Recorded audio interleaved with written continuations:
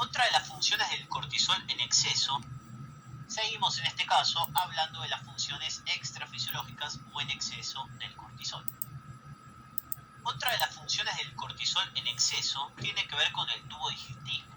Se encarga de aumentar la secreción de ácido gástrico, estimulando la célula parietal, pero además de eso, disminuye la barrera gástrica, que es el sistema que me protege frente a ese ácido clorhídrico. El aumento del ácido más la disminución de esta barrera me puede provocar, en ese caso, úlceras. ¿Por qué se produce esto?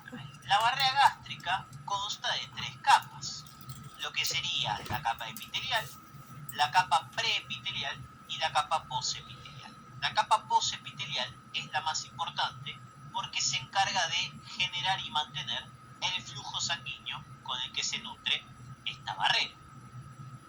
¿Qué pasa? ¿Cómo se relaciona el cortisol en exceso con disminuir la barrera gástrica? Porque el cortisol se encargaba de inhibir a las prostaglandinas, que eran elementos vasodilatadores. Las prostaglandinas vasodilatan lo que sería el sistema del flujo sanguíneo y de esa manera mantienen acorde su irrigación. Si yo inhibo a las prostaglandinas que son vasodilatadores, voy a generar una vasoconstricción o un bloqueo de esta zona posepitelial o de esta capa vascular. Si ahora vasocontraigo el flujo de la barrera, no puedo nutrir y mantener la barrera epitelial, por lo tanto pierdo la barrera funcional. Fíjense entonces que la capa más importante, que es la vascular, depende de las prostaglandinas para tener un buen flujo. Al bajar o al sacar estas prostaglandinas, se me vasocontrae y de esa manera no puedo mantener la barrera.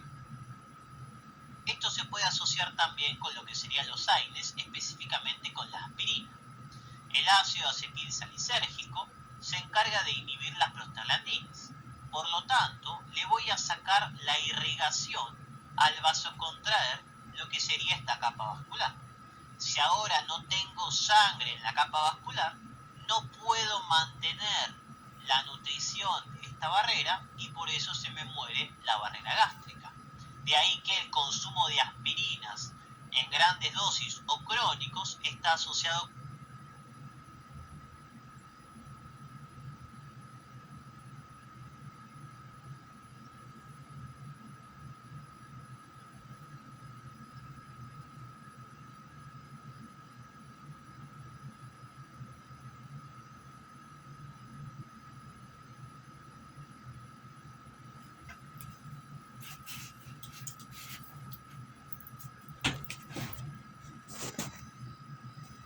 se encargaba de inhibir a las prostaglandinas, que eran elementos vasodilatadores. Las prostaglandinas vasodilatan lo que sería el sistema del flujo sanguíneo y de esa manera mantienen acorde su irrigación.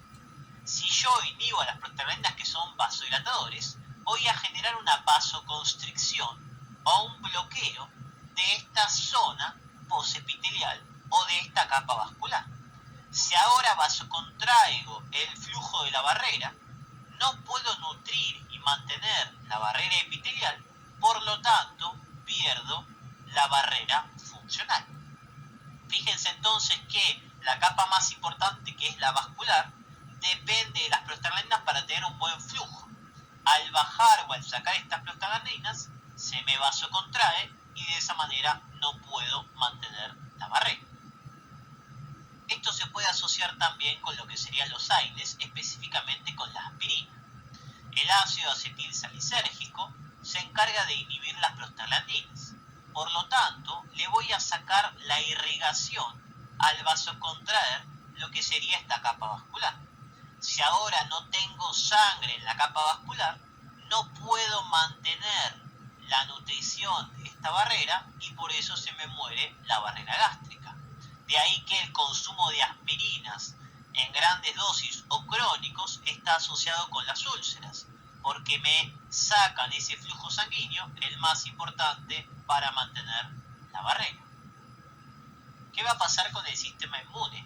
Fisiológicamente era un inmunomodulador negativo para evitar la exacerbación del sistema inmune, pero en exceso esa función va a estar aumentada y ahora se convierte en un inmunosupresor.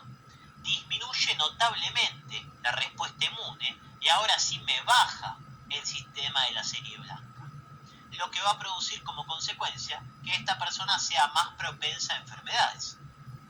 Si hay algún bicho, bacteria o virus dando vuelta por ahí, esta persona es muy probable que se lo agarre porque su sistema inmune está disminuido.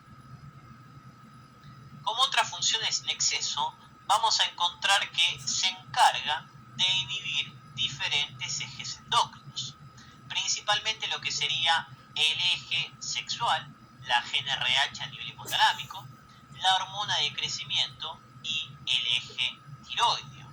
¿Y por qué hace esta acción de inhibir los ejes? Como yo tengo un aumento del cortisol, mi cuerpo va a asociar a que hay una situación de alarma o de alerta. Por lo tanto, va a priorizar esa situación de alarma con respecto a otros ejes endócrinos. Si tengo una situación de alarma, no tengo ganas de aumentar el sistema sexual, aumentar el crecimiento o aumentar el sistema tiroideo. Quiero priorizar el problema que tengo y luego dedicarme al resto de mi cuerpo. Otro agregado es que el cortisol se encarga de generar un feedback negativo sobre la ADH. Por lo tanto, en exceso me va a inhibir la ADH. Esta es la razón o la causa por el cual las personas que toman corticoides en exceso van mucho más al baño por esta inhibición de la hormona antidiurética. Y otra función en exceso que es poco común, normalmente el cortisol estimula a las células del hipocampo. Por lo tanto, en exceso, esta señal tan estimulatoria me puede generar daños a nivel psiquiátrico. Agregando a esto, fíjense cómo a nivel del eje sexual actuaba sobre el hipotálamo. ¿Se acuerdan que la CRH o el estrés crónico me inhibía el sistema hipotalámico para la liberación de GnRH? De ahí que una mujer con cortisol en exceso o con estrés crónico puede tener una amenorrea. La inhibición de la GH principalmente está dada por el efecto contrario a su nivel metabólico. El cortisol en exceso generaba proteólisis para generar esta gluconeogénesis, mientras que la GH armaba proteínas, era anabólico proteico. Por lo tanto, la inhibición va por el lado del sistema metabólico.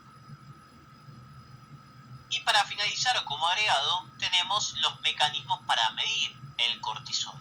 Hay varias formas para medirlo, pero las dos principales es el cortisol en orina en 24 horas. Se junta durante 24 horas la orina y ahí se evalúa su metabolito.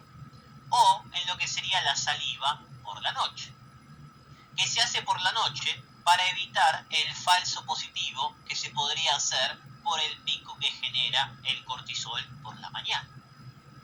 ¿Y por qué no medir el cortisol en sangre por la mañana? Se podría evaluar por la mañana, cuando es el pico de cortisol en sangre, cómo se encuentra esta función. El tema es que para eso tengo que tomar un montón de recaudos. ¿Por qué?